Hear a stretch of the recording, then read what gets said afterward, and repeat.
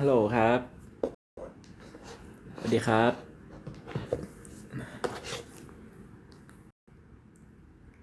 สวัสดีครับ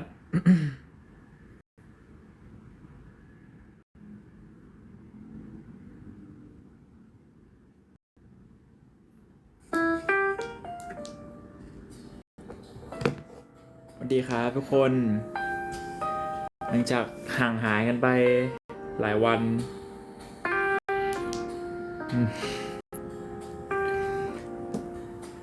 จะมาอัปเดตอาการนิดนึงครับเอ่อ แล้วก็มาพูดถึงให้ทุกคนแบบระวังด้วยเราจะเป็นเหมือนผมก็เรื่องมันมีอยู่แว่นะฮะไม่ใช่ว่านะครับพยายามเล่นมุกนะฮะเราจะได้ไม่ออกคือสวัสดีทุกคนด้วยนะครับสวัสดีขึ้นแล้วคือทุกคนอ่ะจะเห็นตอนที่ผมไปไลฟ์ลากาใช่ไหมครับ2 วันที่ผ่านมาผมไลฟ์ลากาวันใช่2 วันที่ผ่านมาแล้วผมอาจจะอยู่ได้ไม่ครบ2 ชั่วโมงนะครับแต่ว่าผมก็พยายามเต็มที่ที่สุดแล้วได้เท่านั้นจริงๆนะครับผมก็พยายามทำเต็มที่ที่สุดก็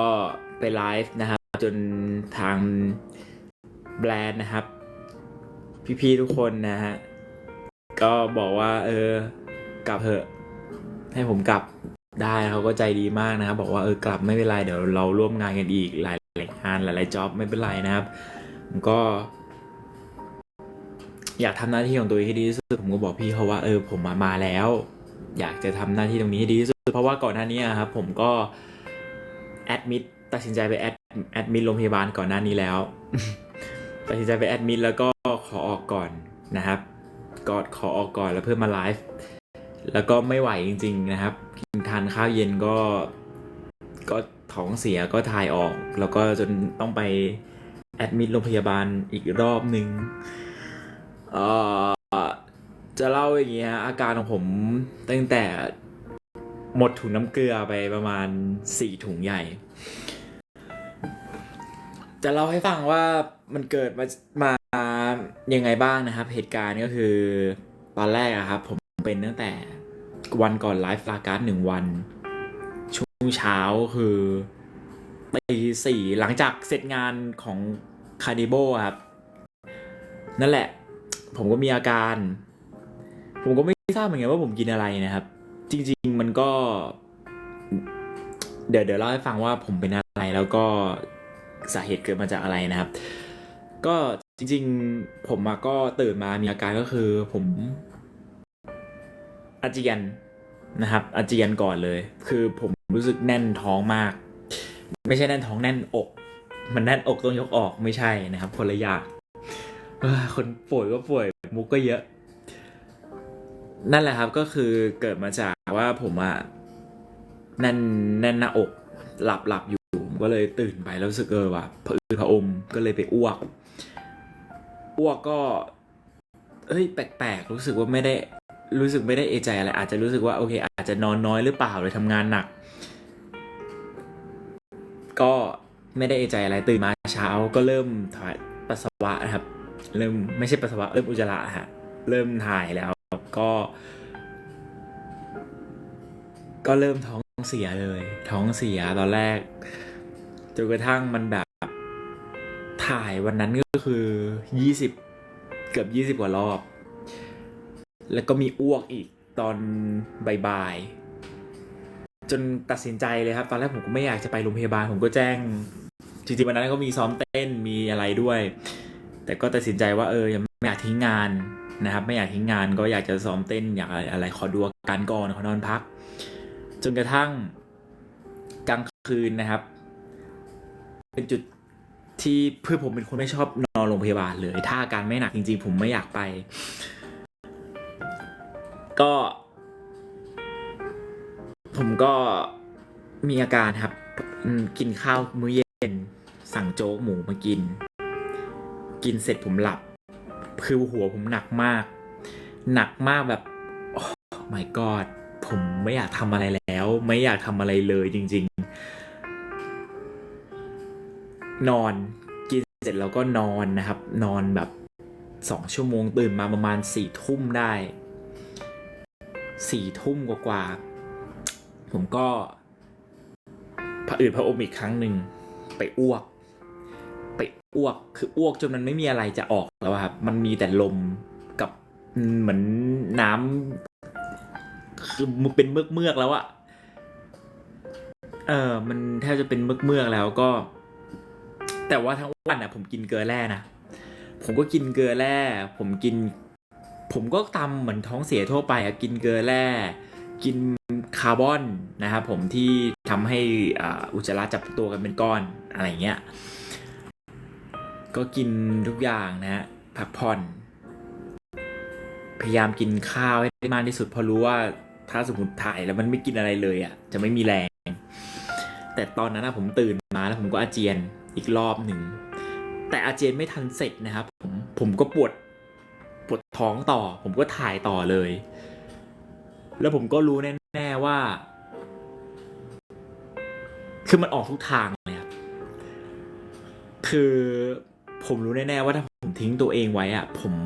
ไม่รอดแน่หมายถึงว่าผมคงไม่มีแรงนะครับถึงว่าผมคิดอะไรนะไม่ใช่นะผมคงไม่มีแรงเพราะว่ามันขาดเกลือแร่เยอะมากนะครับมันถ่ายเยอะมากก็เลยตัดสินใจพาตัวเองไปโรงพยาบาลแล้วที่ไปกว่านั้นคือผมก็ดันขับรถไปแต่ว่าผมยังมีแรงอยู่นะตอนนั้นผมมีแรงผมขอนิดนึงเพราะว่าโอเคมันไม่ได้ไกลอะไรมากแล้วก็โอเคก็แบบจะได้สะดวกตอนขากลับเผื่อมันดีขึ้นอะไรอย่างเงี้ยก็คิดว่าแค่คงคิดแล้วตอนนั้นคือคิดว่าอาหารเป็นพิษคงคิดว่าอาหารเป็นพิษแบบคงไม่เป็นไรเพราะว่าผมมันก็เป็นบ่อยนะครับเป็นบ่อยอะไรเงี้ยอาหารเป็นพิษเพราะว่าผมเป็นคนเหมือนธาตุอ่อนกินอะไรก็แบบท้องเสียง่ายอะไรเงี้ยก็เลยโอเคไปโรงพยาบาลผมเริ่มมีอาการแล้วหนาวสั่นตามสูตรครับหนาวสั่นผมหนาวมากผมสั่นแบบหนาวผมขอผ้าห่มตอนนั้นอยู่ในห้องฉุกเฉินประมาณเที่ยงคืนได้มั้งครับขอบคุณครับขอบคุณสำหรับของขวัญนะครับขอบคุณมากเลยนะครับ ผมมีหลายเรื่องที่อยากจะคุยมากเลยเพราะว่าผมหายไปหลายวันอยู่ก็ตัดสินใจนะครับไปโรงพยาบาลอยู่ห้องฉุกเฉินก็หนาวสั่นขอผ้าห่มพี่เขา2 ผืนเพราะว่ามันหนาวมากคือมันจะมีผ้าห่มที่เป็นผ้าสีฟ้าอันนึงก่อนแล้วก็เป็นผ้าห่มที่เป็นผ้าห่มหนาขอมีอีก2 ผืนรวมกันเป็น3ก็ทำการเจาะเลือดเอ็กซเรย์อะไรทั่วไปนะครับผมก็แอดมิดเพราะว่าหมอให้แอดมิดเลยอาการท้องเสียคือไม่ปล่อยให้กลับบ้านวันนั้นมีไข้ด้วยไข้ขึ้นเจาะก่อนเลยนะครับเข็มแรกอยู่ตรงนี้ก็ไข้อยู่ที่ประมาณ 38.2 38.3 ในวันแรกนะครับหนาวสั่นหนาวมากแต่ถามว่าปวดท้องบิดขนาดนั้นไหมก็ไม่ได้บิดขนาดนั้นแต่อย่างอื่นบิดล้อเล่นนี่ไงก็นั่นแหละครับเกิดอาการแบบนี้เกิดขึ้นก็นอนพักฟื้นโรงพยาบาลให้ยาแก้ปวดท้องให้ยาฆ่าเชื้อก็ให้น้ำเกลือนะครับเพราะว่าต้องเติมเกลือแร่เข้าไปหน่อยทีนี้ตัวเราก็โอเคถึงมือหมอแล้วก็โอเคสบายใจได้ก็มีพี่ทีมงานมาเยี่ยมอะไรอย่างนี้ครับอยู่เป็นเพื่อนแอดมิดไปได้คือวันนั้นผมหิวมากผมบอกกับพี่ทีมงานว่าไม่ต้องมาก็ได้อะไรอย่างเงี้ยไม่ต้องมาก็ได้เพราะว่าแต่ว่าผมอยู่ได้แต่ว่าผมหิวมากแล้วเขาก็ซื้อโจ๊กมาให้ผมอะไรเงี้ยครับซื้อโจ๊กมาให้ผมทีนี้ก็กินไปแต่กินได้แค่2 คำ 3 คำผมอิ่มแล้วเพราะวันนั้นผมหิวจริงหิวมากหิวเลยเพราะว่ากินอะไรก็ถ่ายออกหมดอันนี้แบบหมดอย่างน้อยผมยังรู้สึกหิวนะก็ยังดีนะทีนี้เราก็รักษาของเราไปจนก็ตรวจอุจจาระอะไรไปนะครับก็บอกว่าติดเชื้อนะครับติดเชื้อแล้วก็มีลมในท้องผลเอ็กซเรย์ก็คือลมในท้องเยอะขึ้นมาเยอะมากโอเคเราก็คิดว่าโอเคก็ขอยาฆ่าเชื้อไปแบบ ฉีดในเส้นเข้าเส้นเลือดนะครับก็คิดว่าโอเคน่าจะดีขึ้นแล้วไม่ได้มีอาการอะไรเยอะแล้วก็ตื่นมาอีกวันหนึ่งก็ไข้ก็ลดก็โอเคบอกหมอว่าผมขอออกก่อนครับตอนเย็นผมมีงานก็เลยขอออกครับแล้วก็ไปทำงานไปไลฟ์ก็แจ้งทางแบรนด์นะครับโหทุกคนดูแลดีมากทั้งแบบพี่ไอติมพี่เฟรนช์ฟรายพี่คิวนะครับทุกคนดูแลดีหมดทีมงานลาการ์ดดูแลดีมากเขาก็ถามอยู่ตลอดว่าไหวไหมยังไงก็สั่งข้าวมาให้กินก็สั่งก็กินโจ๊กปลาไป 2-3 คำมั้งครับ 2-3 คำพี่อู๋ก็คอยเช็คอาการอยู่ตลอดว่าแบบเป็นยังไงก็นั่นแหละครับไม่ไหวจริงๆผมวันที่2เป็นวันที่ผมปวดบิดมากผมก็ปวดแบบปวดเลยอ่ะแบบวันแรกมันไม่มีอาการปวดท้องขนาดนี้ผมก็ปวดบิดปวดจนไม่ไหวแล้วต้องขอกลับก่อนไปโรงพยาบาลนะครับก็ไปโรงพยาบาลพี่ห้องฉุกเฉินเขายังจำหน้าผมได้อยู่เลยแบบเพิ่งมานี่เมื่อคืนแต่ครั้งนี้ผมกลับมาด้วยความแบบอดครวญนะครับเพราะรอบนี้คือผมปวดท้องแบบมากๆปวดท้องบิดมากๆทุกคนเคยปวดท้องบิดใช่ไหมครับมันจะเป็นฟีลแบบเหมือนมันแบบโคครากมากมันจะแบบลำไส้มันทำงานหนักแล้วก็โอเค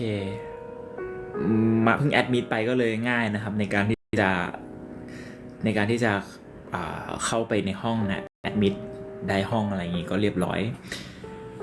ก็เหมือนเดิมนะครับก็ตรวจเลือดทำตามขั้นตอนนะครับตรวจเลือดแล้วก็ไปเอ็กซเรย์อีกรอบหนึ่งว่าเป็นยังไงบ้างซึ่งวันที่2เนี่ยเราไม่ได้มีอาการหนาวสั่นเท่าวันแรกแต่เรายืนตรงไม่ได้เลยหลังจากไปโรงพยาบาลหลังจากไลฟ์เสร็จคือผมแบบผมเดินงอตัวแบบอย่างเงี้ยอย่างเงี้ยยืนงอตัวแบบตลอดแล้วเข้าน้ำถี่มากนะครับถี่เลยเหมือนของข้าวเย็นวันนั้นนะคือผมจำได้ที่ก่อนออกโรงพยาบาลผมกินแค่ข้าวเช้าโจ๊กไก่จากโรงพยาบาลกับกินอีกทีนึงคือตอนเย็นเลยคือโจ๊กปลากับพงแบบ 2-3 คำด้วยนั่นแหละครับ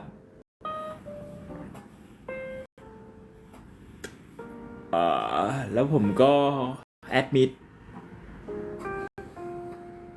ให้ยาผมให้ยาก่อนเลยคือต้องยาลดปวดท้องครับยาลดแบบแก้บิดก่อนเลยคือเทคยาไปประมาณนึงเลยครับแรงประมาณนึงเพื่อแบบลดอาการตรงนี้ซึ่งมันจะทำให้ผลข้างเคียงคือจะทำให้รู้สึกอยากอ้วกอยากอาเจียนแต่ว่าวันนั้นผมก็ไม่ได้อาเจียนอะไรแล้วผมหลับจนผมหลับไปก็ไข้ขึ้นเหมือนเดิมนะครับไข้ขึ้น38กว่า 38.5 ประมาณนี้เราก็โอเคคิดว่าไหวอยู่นะโอ้อินเตอร์แฟนเยอะมากนะครับเดี๋ยวค่อยเซฟนะครับเดี๋ยวผมเล่าเพื่อให้แบบเดี๋ยวผมลืมนะครับอินเตอร์แฟนนะครับ Can you translate later when I finish my life okay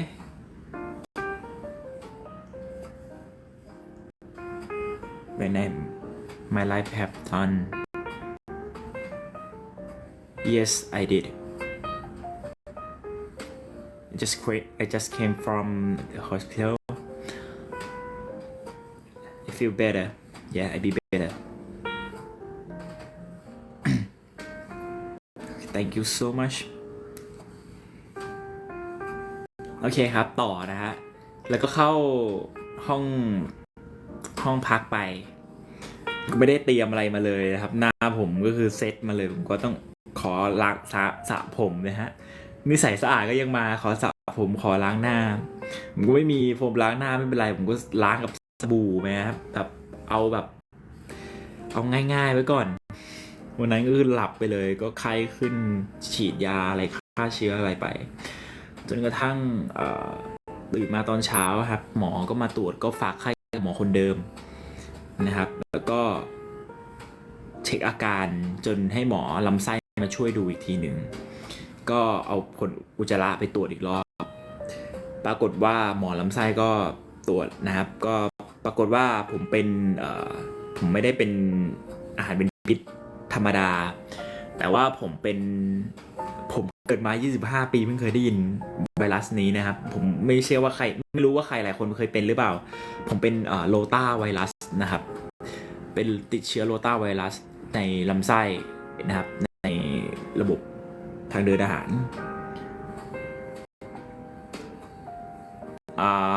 ก็อาการก็ตามสูตรนะครับก็จะทำให้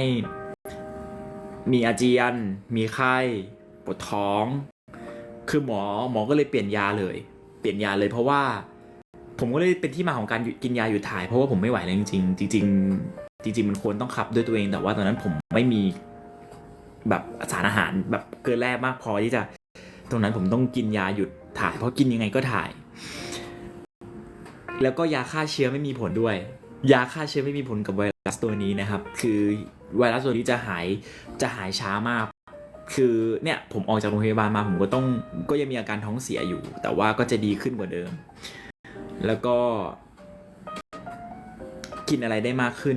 ดูดซับอาหารได้มากขึ้นตอนแรกคือเหลวแบบไม่รับอะไรเลยไม่รับสารอาหารเลยก็ผมไม่เคยเป็นหนักขนาดนี้มาก่อนเลยครับผมพูดกับทีมงานอยู่เลยว่าผมไม่เคยเป็นหนักขนาดนี้มาก่อนเลยว่านี่เป็นอาการที่แบบหนักมากๆ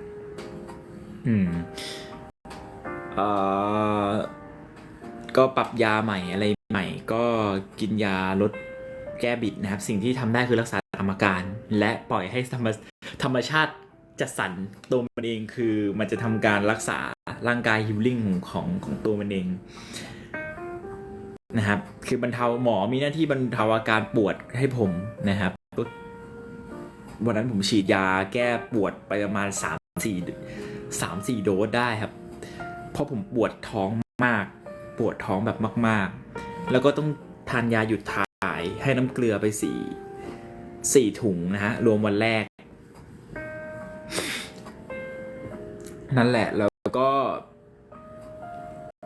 ไม่ได้อยากอาหารอะไรมากไม่ได้อาหารอะไรมากแต่ก็ต้องฝืนกินนะครับผมก็รู้ตัวเองว่าถ้าสมมติไม่กินอะไรแบบมันก็จะยิ่งแย่นะครับร่างกายมันก็จะยิ่งวีค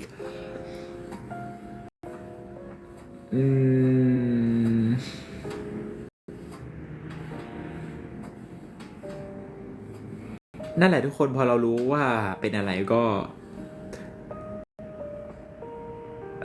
ได้รักษาก็อยู่ในมือหมอนะครับก็แต่หมอเขาดูแลดีมากดูแลดีจริงๆที่พี่พยาบาลก็ดูแลดีแบบสุดๆเลยครับเย็นนี้รอดูสีโพธิ์ดำฝากรอดูสีเทพด้วยนะครับลูกเทพโอ้ขอบคุณสำหรับของขวัญแล้วก็แชร์นะครับขอบคุณสำหรับ subscribe แล้วก็กดหัวใจ1,000,001หัวใจแล้วครับขอบคุณมากเลยนะครับยังแก้มป่องอยู่ให้มันมีหน่อยครับจริงๆผมก็อยากออกนะฮะแต่ว่าหมอก็ไม่ให้ออกก็เลยต้องนอนโรงพยาบาลประมาณ2 คืนจริงๆวันนี้หมอก็ผมเป็นคนขอหมอออกว่าขอออกได้ไหมอะไรเงี้ยผมไม่ไหวแล้วผมไม่อยากอยู่โรงพยาบาลผมเบื่อมากผมอยู่ไม่ได้อะแบบถ้าอยู่บ้านเนี่ยยังอยู่ได้แต่ว่าถ้าอยู่โรงพยาบาลมันแบบโอเคขอกลับดีกว่าผมคงไม่เอาเลยนะฮะน้ำเกลือผมก็ถามหมอด้วยว่าแบบให้น้ำเกลือไปประมาณแบบ4แป๊บนึงนะฮะผมขอแป๊บนึงนะครับ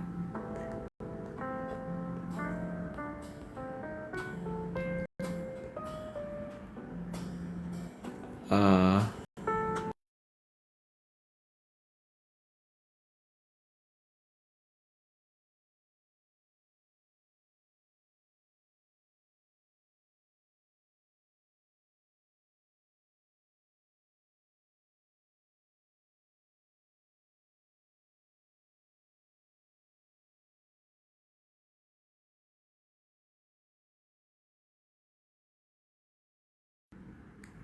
อ่า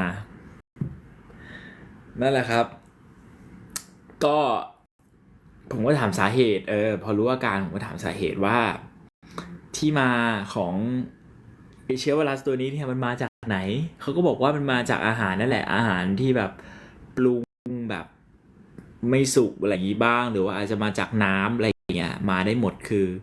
ก็เหมือนเชื้อไวรัสทั่วไปแต่อาจจะพิเศษตรงนี้ว่ามันฆ่าไม่ได้ด้วยแบบฆ่ายาฆ่าเชื้อก็เป็นก็อาจจะหนักกว่าแบบอะไรนะอาหารเป็นพิษเหมือนผมก็เพิ่งเห็นนุ่นนิวว่าอาหารเป็นพิษพี่มิกก็ไปท้องเสียเหมือนกันนะครับช่วงนี้ก็อยากจะบอกว่าฝนตกอะไรอย่างเงี้ยช่วงนี้มันมากับเชื้อโรคมันมากับฝนนะครับเยอะมากก็อยากให้ทุกคนระวังกันด้วยนะครับเรื่องท้องเสียนี่ไม่ใช่เล่นๆนะครับไม่ใช่เรื่องล้อเล่นด้วยก็ใครที่ท้องเสียนะครับคือสิ่งสำคัญเลยคือกินยานะครับอะไรก็ได้ที่แบบคาร์บอนอะไรเงี้ยที่มันดูดซับให้จับตัวแบบถ่ายได้ดีที่สุดแล้วก็กินเกลือแร่นะครับสำคัญเลยคือเกลือแร่ร่างกายต้องการนะครับนั่นแหละจนกระทั่งมันแบบดีขึ้นวันนี้ก็เช็คอาการก็ไข้ไม่ได้ขึ้นขนาดนั้นแล้วก็เลยโอเคขอออกมาพักฟื้นที่บ้านนะครับประมาณนั้น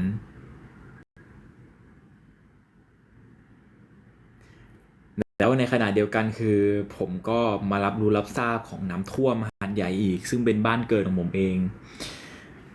ก็หนักจริงๆปีนี้เป็นปีที่หนักมากๆผมก็อัปเดตสถานการณ์กับทางบ้านตลอดกับญาติพี่น้องหรือว่าคนรู้จักก็แล้วแต่เพราะในสตอรี่ผมมีแต่คนรู้จักที่อยู่หาดใหญ่แล้วก็เห็นข่าวตลอดเวลานะครับนี่ของผมคืออาการดีขึ้นแล้วนะครับทุกคนไม่ต้องเป็นห่วงนะครับผมหายแล้วนะครับกลับมาบ้านได้ผมมีแรงพูดมีแรงให้ทุกคนเห็นหน้าแล้วหายหน้าหายตาไปหลายวันก็ต้องขอโทษด้วยนะครับไปรักษาตัวเองก็ดีขึ้นแล้วทีนี้ก็มาเรื่องน้ำท่วมเราก็เห็นน้ำท่วมตอนที่อยู่ในโรงพยาบาลก็ไม่ค่อยสบายใจสักเท่าไหร่เอ่อปีนี้มันหนักมากคือผมเห็นคลิปพี่เปิ้ลนาคอนที่เขานั่งบนเรือแล้วเขาไม่สามารถช่วยใครได้ก็แล้วก็มีเสียงร้องขอความช่วยเหลือมีไฟจากบ้านแบบตึกแถวอะไรเงี้ยแบบช่วยเหลือหน่อยช่วยหน่อยอะไรเงี้ยแล้วเรือก็เข้าไปช่วยไม่ได้คือมันย้อนทำให้ผมย้อนกลับไปตอนผมเด็กๆปี53เลยอะตอนนั้นผมก็อยู่ตึกแบบนี้แหละ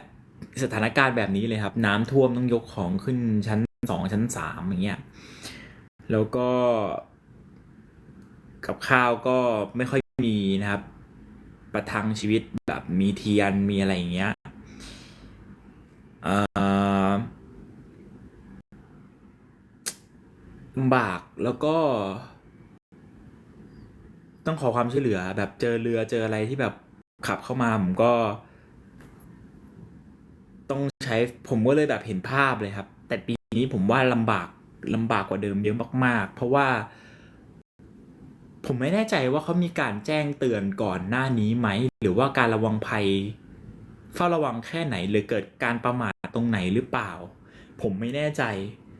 นะครับจริงๆถ้าสมมติมีการเตือนหรือว่ากรมผมก็ไม่รู้นะ อันนี้ผมไม่ได้ติดตามข่าวผมอาจจะพูดได้ไม่เต็มปากเพราะว่าพายุมันเข้าโอเคเรารับรู้รับทราบได้ระดับน้ำในคลองร 1คลองต่างๆผมว่ามันอาจจะต้องมีการเตือนหรือการอพยพที่เร็วกว่านี้หรือเปล่าอันนี้ผมไม่แน่ใจนะคือก็มีหลายคนที่เดือดร้อนนะครับมันไม่ใช่กระทบแค่คนที่อยู่ที่ในพื้นที่แต่คือบ้านที่หาดใหญ่คือผมขอเล่านิดนึงครับบ้านที่หาดใหญ่อะด้วยความที่มันเป็นตัวเมืองในตัวเมืองจะเป็นตึกแถวเยอะแล้วพอมันเป็นตึกแถวอะโอเคถามว่ามันมีชั้นบนชั้นอะไรได้ไหมได้แต่บ้านที่อยู่ติดคลองหรืออะไรเนี่ยคือท่วมมิดชั้น 2นะครับคือเขาไม่มีที่อยู่ต้องอยู่บนหลังคาเนี่ยมันแบบหนักจริงๆ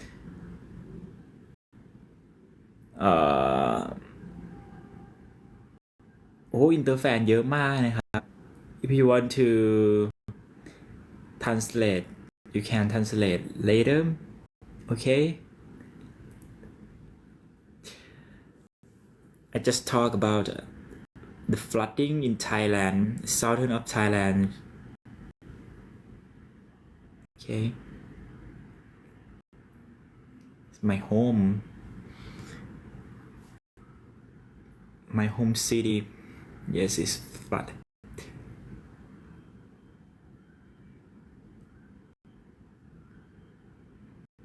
A big bad situation.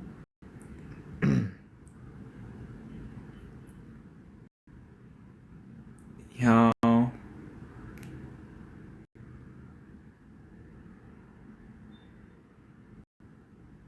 ตอนนี้บ้านพ่อแม่อยู่ติดอยู่ในบ้าน ผมเห็นทุกอย่างนะครับการช่วยเหลือตอนนี้คือจำนวนคนที่อยู่ในเมืองต้องการความช่วยเหลือเนี่ยมันเยอะกว่าคนที่เข้าไปช่วยครับจำนวนของทุนทรัพย์หรือว่าไม่ใช่ทุนทรัพย์สิจะคนที่ขับสกีเป็นไหมหรือเรืออะไรเนี่ยน้ำมันเชี่ยวมากนะครับน้ำมันเชี่ยวมากมันแบบไม่ใช่จะอะไรได้ง่ายๆเลยก็พอผมเห็นสตอรี่เห็นคนแชร์เห็นอะไรก็ทำไม่รู้เลยนะครับว่าปีนี้คือมันหนักมากแล้วก็โรงพยาบาลเองนะครับผู้ป่วยที่ต้องการไฟฟ้านะครับในการที่อยู่ ICU อะไรเงี้ยมันลามไปจนถึงบางพื้นที่ที่มันไม่ได้ท่วมแบบเมื่อก่อนที่คิดว่าไม่ท่วมก็ท่วมบางพื้นที่ก็ท่วมอะไรเงี้ยอืม ครอบครัวของผมปลอดภัยดีครับ มีบ้านญาติผมที่แบบท่วมจนจะมิดชั้น2อยู่แล้วครับแล้วก็อีกที่หนึ่งก็คือท่วมเลยแบบไปหมดนะฮะไปหมดจนต้องแบบย้ายครับออกมาบ้านผมก็ต้องไปรับนะครับออกมาอยู่ที่บ้านข้างนอกรอบนอกโชคดีนะฮะโชคดีที่บ้านเป็นคนแบบนอกๆนะไม่ได้อยู่ในเมืองมากก็เลยอาจจะรอดจากตรงนี้แต่ก็ไม่ได้ดีมากขนาดนั้นนะฮะหลายพื้นที่ก็ยังเดือดร้อนอยู่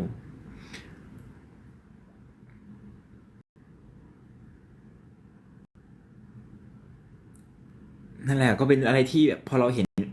สิ่งนี้อีกก็โหหนักหนาจริงๆหนักหนาจริงๆแล้วก็การเตือนภัยเป็นสิ่งสำคัญมากนะครับเพราะแบบอย่าประมาทนะฮะจริงๆเขาก็ไม่ได้ประมาทอะไรกันหรอกครับผมว่ามันอาจจะเป็นสิ่งที่มันไม่ทันคาดคิดแล้วก็ไม่ได้ตั้งตัวแหละอืมไม่ได้ตั้งตัวด้วยบางคนมีบ้าน2 ชั้นอะไรอย่างเงี้ยแค่2 ชั้นแล้วเขาท่วมถึงชั้น 2เขาจะอยู่ยังไงมีลูกเด็กเล็กแดงไหนจะสัตว์อีกนะที่เขารักนะครับจริงๆสัตว์ก็เหมือนครอบครัวนะครับก็ช่วยได้มากที่สุดว่ายิ่งเห็นคลิปคุณลุงที่ต้องทิ้งน้องหมาไว้ก็ผมเศร้าใจไม่ได้มันก็เป็นสิ่งที่เศร้ามากๆเลยนะครับ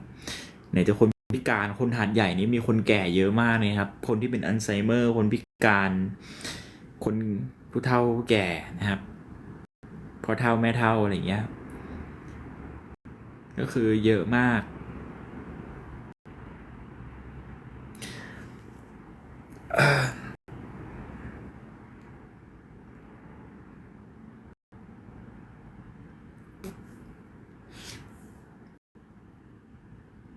อืม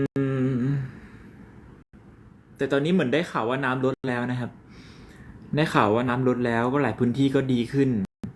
มีการระบายน้ำออกไปมีการช่วยเหลือที่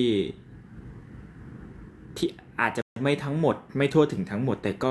แบบช่วยเหลือได้มากขึ้นอืม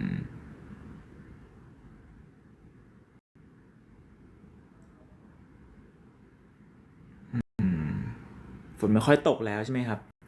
ไหนมีใครที่อยู่หาดใหญ่อยู่ไหมครับตอนนี้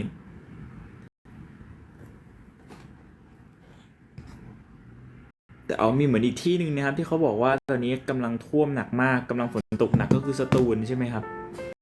ขอให้พี่น้องสตูลก็ ผ่านพ้นวิกฤตตรงนี้ไปได้ด้วยดีนะครับบ้านท่วมใช่ไหม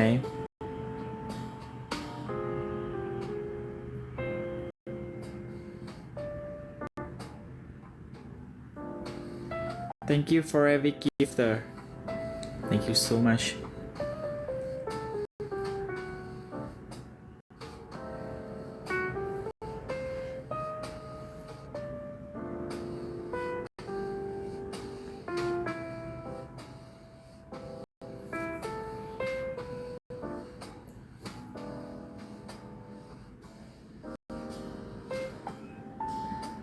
Yeah, I'm good right now. Better than better be better than 2 days ago. So much. ทานอะไรหรือยังทานไปบ้างแล้วครับ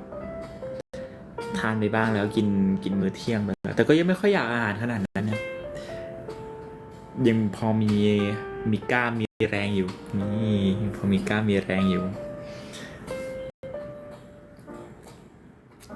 นั่นแหละทุกคนมันเป็นอะไรที่น่ากลัวมากๆนะครับ ก็ล่าสุดผมไม่แน่ใจนะ ผมไม่แน่ใจว่าเหมือนได้ยินข่าวมา ว่ามีคนเสียชีวิตแล้วก็ลอยในน้ำด้วยไอ้นี่ผมไม่รู้ว่าเป็นเฟกนิวส์หรือว่าเป็นข่าวจริงๆนะครับไอ้นี่ผมไม่แน่ใจเหมือนกันว่าแบบคนน่าจะอดกันแล้วอะหมายถึงว่าข้าวก็ไม่มีอะไรเงี้ยเพราะว่ามันไม่ได้มีออกไปซื้อข้าวกินอย่างเงี้ยช่วยคนอพยพไม่ได้คนจริงๆใช่ไหมครับผมว่าเขาน่าจะป่วยเป็นโรคหรืออาจจะจมน้ำหรือว่าเขาอาจจะอดตายอะไรเงี้ย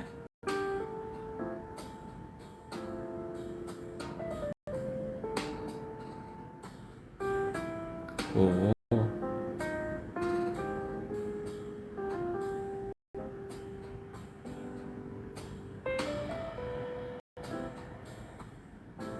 ที่เขาลอยใช่ไหมครับที่เป็นขาอะไรอย่างเงี้ย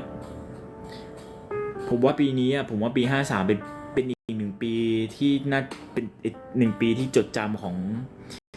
องคนหาดใหญ่นะครับแต่ปีนี้คือลบล้างทุกอย่างปี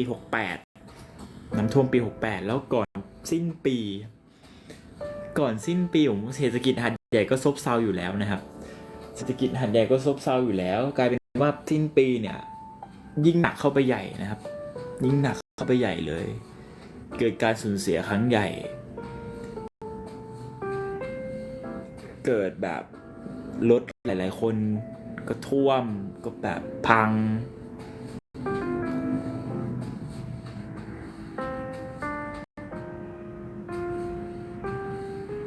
How was your Chinese language? I have not much time to learning Chinese. I just have one time, yes, one time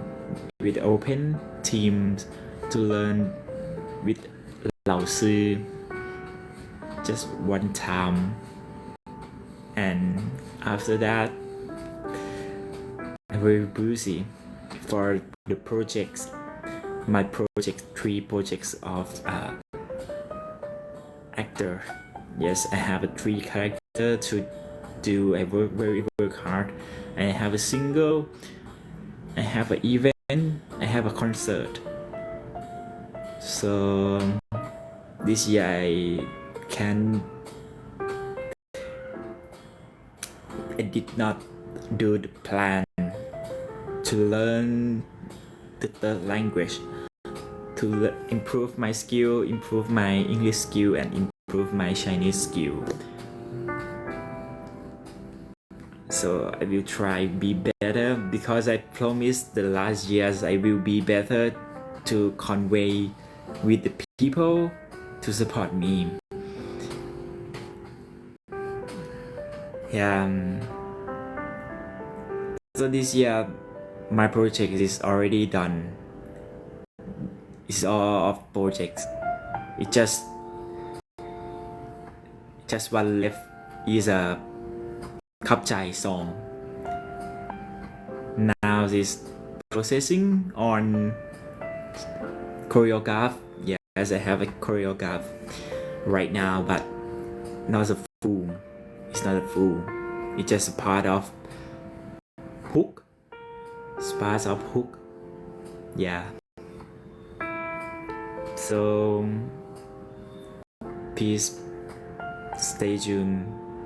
My new song is coming up on December. Yes, I might be December. Yeah. And 29th November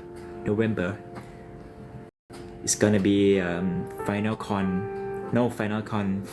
EP The Wicked Game horror series with my best partner with Tao. You can join right now because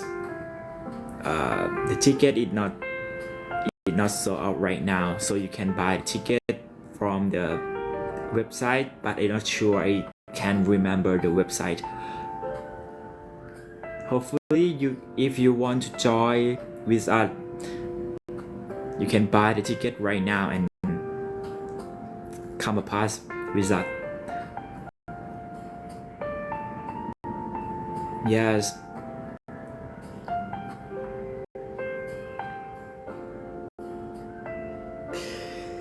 Next year is gonna be a series, the new series. I'm not sure, but I think we have something too different from this year's.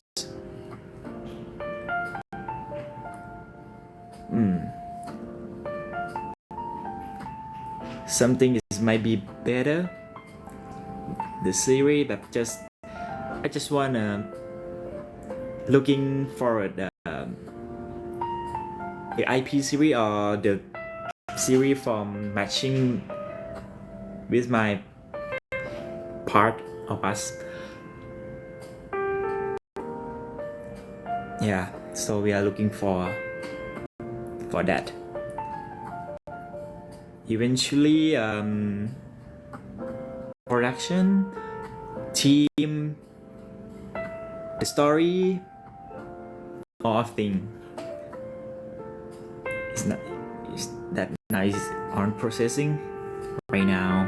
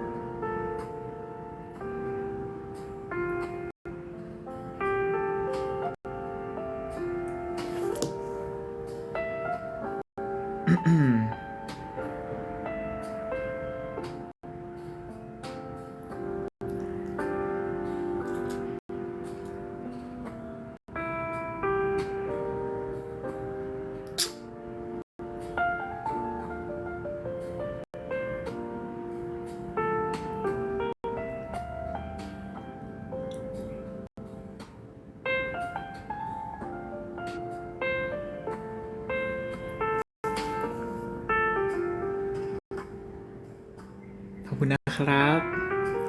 วันนี้ผมอาจจะมานิ่งๆแปลกๆนะครับ แบบอาจจะไม่ได้แบบล่าเริงเฮฮาอะไรขนาดนั้นผมอาจจะใช้ energy เนี่ยล่าเริงเกินไหมเข้าโรงพยาบาลเลยเราเล่น ผมป่วยอยู่แล้วนะครับไม่ได้ผิดอะไรหรอกตอนนี้ขอเซฟ energy ไปก่อนนะครับ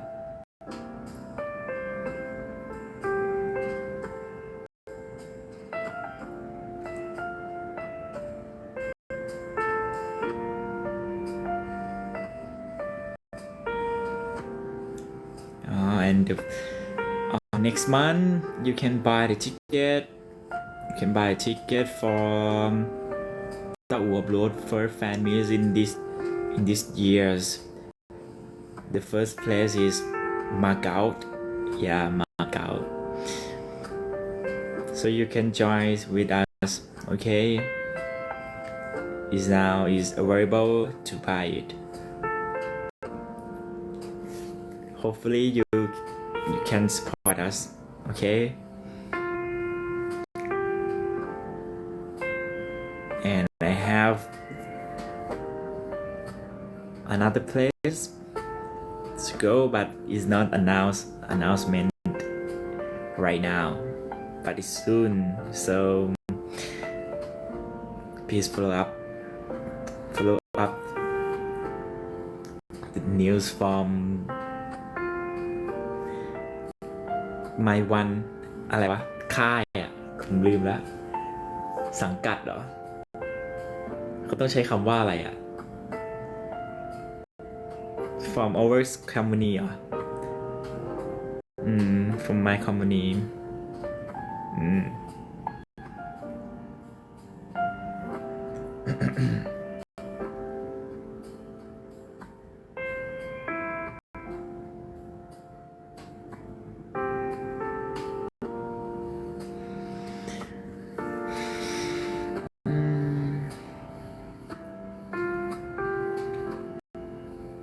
นั่นแหละครับผมก็ขอให้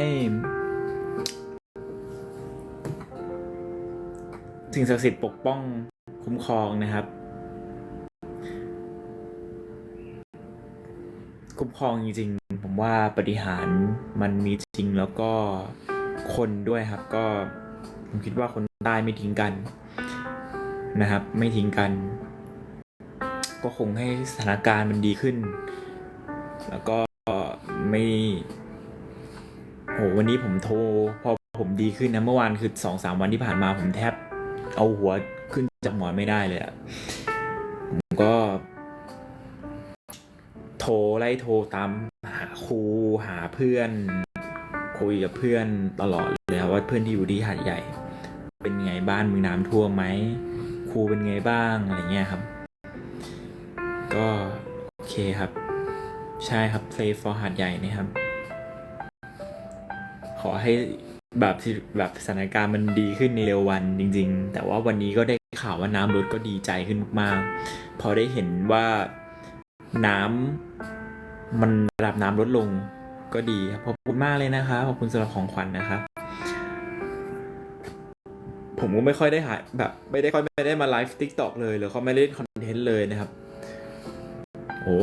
ก็จะรีแคปไหนๆก็สิ้นปีแล้วนะครับรีแคปแป๊บหนึ่งแล้วกันนะครับก่อนที่จะลงไลฟ์ก็ปีนี้เป็นปีที่ได้ทำอะไรใหม่ๆเยอะมากปกติแฟนคลับก็จะรู้ดีว่าผมจะชอบมาสตรีมหรือชอบมาไลฟ์ TikTok ใช่ไหมครับปีนี้เป็นปีที่ผมนับครั้งได้เลยว่าผมมาสตรีมน้อยมากหรือว่ามาไลฟ์ TikTok น้อยมากหรือ active on social แบบless than from last years a lot but they do something to bigger to grow up yeah this year is the years of create the project my project ก็ได้ลองทำมาปีนี้เป็นแบบปีที่ผมได้ลองทำอะไรหลายๆอย่างเยอะมากไหนว่าจะทำเป็นซองไดอารี่ได้หาสไตล์เพลงของตัวเอง3เพลง3สไตล์มีผิดแผนมีแซงได้ร้องเพลง OST คนไม่มีหัวใจไม่เคยมีใครเข้ามารักมาสนใจก็ไปฟังกันได้นะครับเพิ่งปล่อยออกไป OST ก็เป็นอีกเวอร์ชันหนึ่งของพี่รุชจากพี่รุชเดอะสตาร์นะครับนั่นคือออริจินอลก็ได้ทำอะไรเยอะๆนะฮะก็ได้รู้ว่าปีหน้าเราอยากจะวางตัวเองไปใน direction ยังไงแล้วก็ขอบคุณโอกาสนะครับสำหรับซีรีส์3เรื่องในปีนี้ด้วย แต่เดี๋ยวอันนี้พูดคร่าวๆนะครับเดี๋ยวผมค่อยมารีแคปแบบจริงจังขอบคุณมากๆเลยนะครับ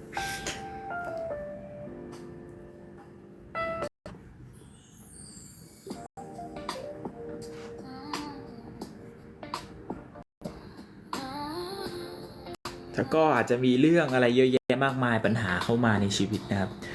ก็ไม่ค่อยได้มีโอกาสได้พูดกับแฟนๆสักเท่าไหร่นะครับก็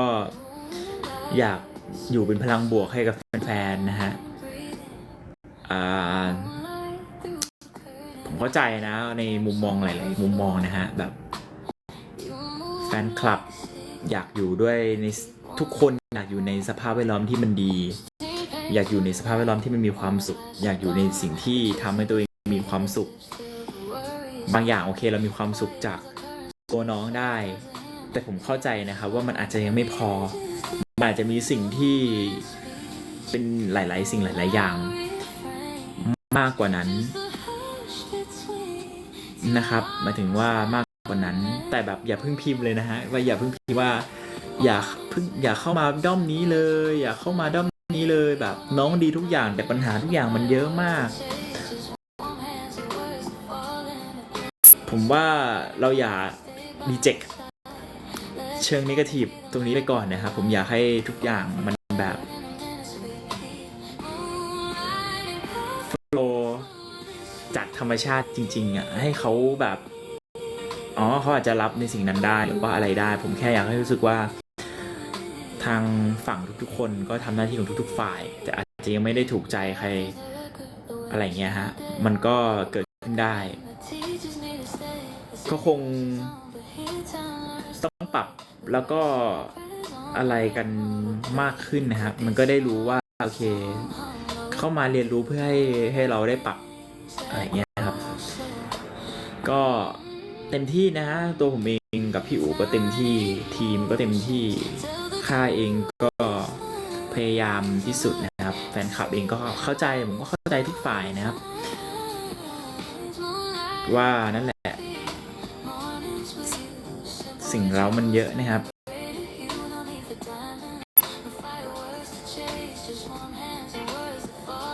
แต่ก็นั่นแหละ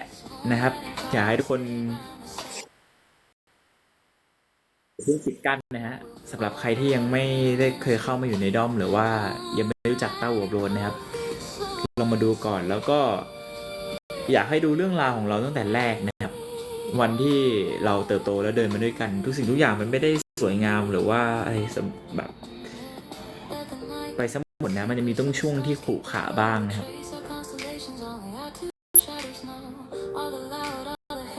ก็นั่นแหละอยากให้เราดูการเติบโตตั้งแต่วันแรกด้วยกันมานะครับวันที่เราสู้มาด้วยกันตั้งแต่ลาไซคอนนะอยากทุกคนดูลาไซคอนความสัมพันธ์ของผมและพี่อู๋นะครับจนเรียนรู้มาเข้าใจทุกๆอย่างในทุกวันนี้นะครับขอบคุณนะฮะใครที่ยังอยู่ก็ขอบคุณมากๆในความรักที่มอบให้หรือใครที่ไม่อยู่แล้วผมก็เข้าใจนะครับเข้าใจทุกความเป็นไปครับมันเป็นสัจธรรมของชีวิตครับมันเป็นสัจธรรมของชีวิตมันไม่มีอะไรจีรังยั่งยืนเข้าใจดีครับเข้าใจดีไม่เป็นไรเลย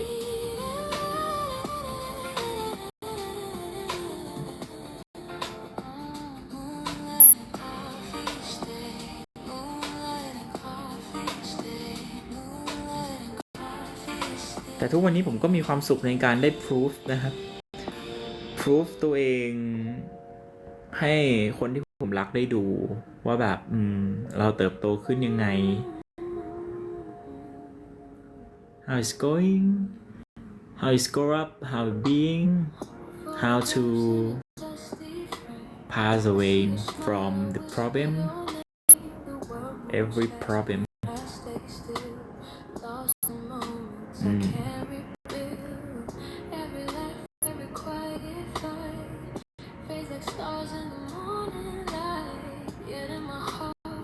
is beyond processing of learning in my life ผมก็โตขึ้นมาเยอะนะครับปีนี้โหโตเยอะมากต้นปีผมยังเป็นอีกคนหนึ่งอยู่เลยครับ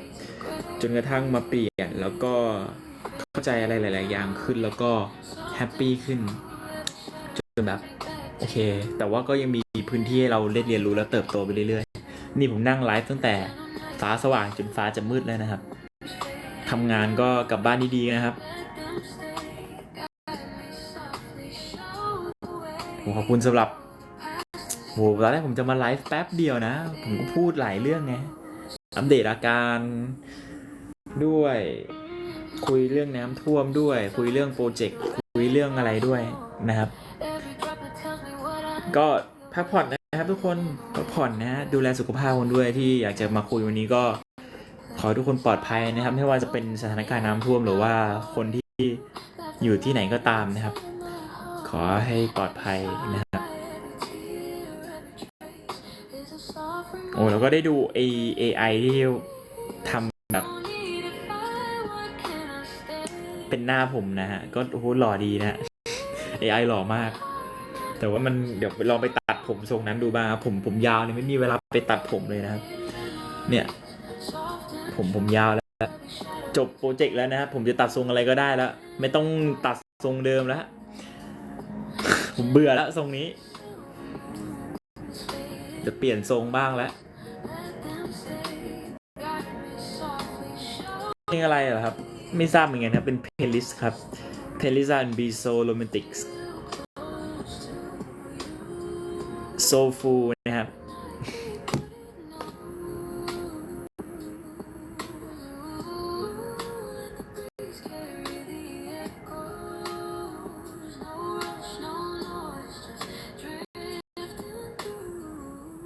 ดีขึ้นเยอะแล้วครับเนี่ยนั่งเมาส์นั่งคุยกับทุกคนได้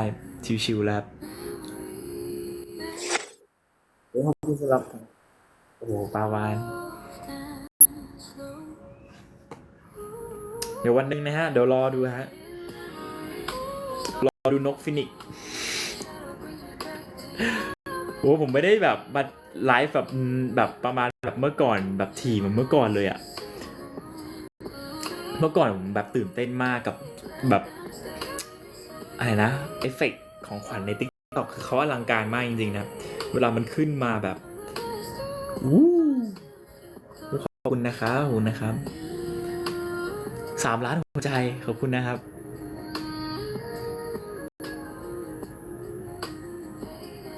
สตรีมเกมไหมเดี๋ยวผมอาจจะขอพักก่อนนะครับช่วงนี้ผมขอใช้ชีวิตแบบ low energy นะฮะนั่งนิ่งๆฟังเพลงเดินให้น้อยๆเซฟแรงไว้ก่อนนะครับหายไวๆจะได้มีแรงทันวันที่29นะครับวันที่29นี้เรามีทุกอย่างรออยู่เรามีโปรเจกต์ใหญ่รออยู่เรามีสิ่งที่อยากจะมอบความสุขให้กับแฟนๆผมอยากมอบกับทุกคนให้เต็มที่นะครับผมไม่อยากต้องมาแบบป่วยกลางคันหรือว่าพลังหมดไปซะก่อน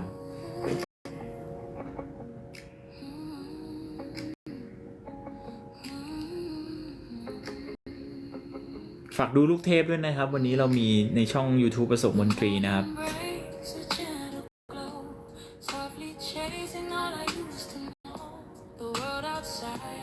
มี P10 จะแฮปปี้เอนดิ้งไหมโอ้ขอบคุณครับต้องรอดูเลยนะครับต้องรอดูเลยนะครับ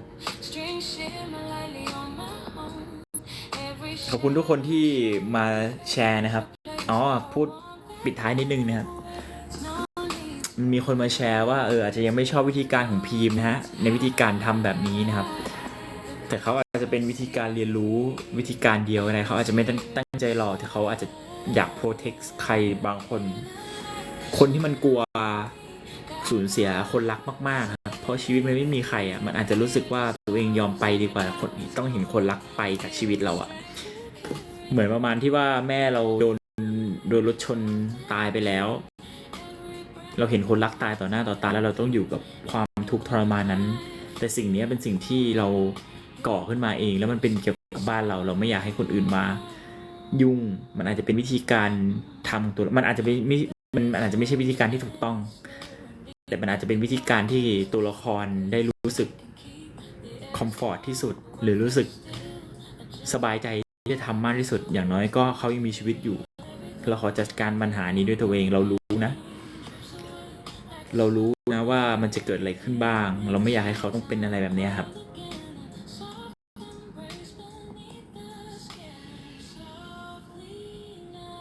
ต้องรอดูว่าจะเป็นยังไงเรื่องใหม่ต่อเลยได้ไหมเดี๋ยวรอดูนะครับว่าปีหน้าจะมาเป็นโปรเจกต์ในรูปแบบของอะไรจะเป็นซีรีส์อีกหรือเปล่าหรือว่าจะเป็นอย่างอื่นแล้ว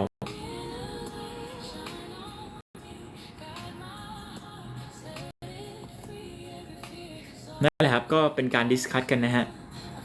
สนุกดีก็ไม่มีผิดไม่มีถูกนะครับพูดขยายความในเชิงของพิมพ์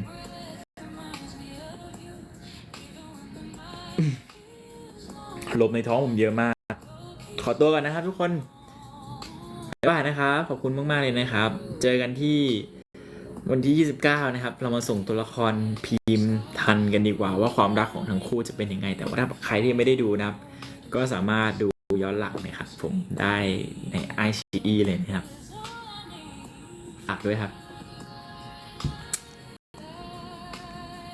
Bye bye. Thank you everyone for interact my life. Bye bye. Thank you every viewer and every gifter.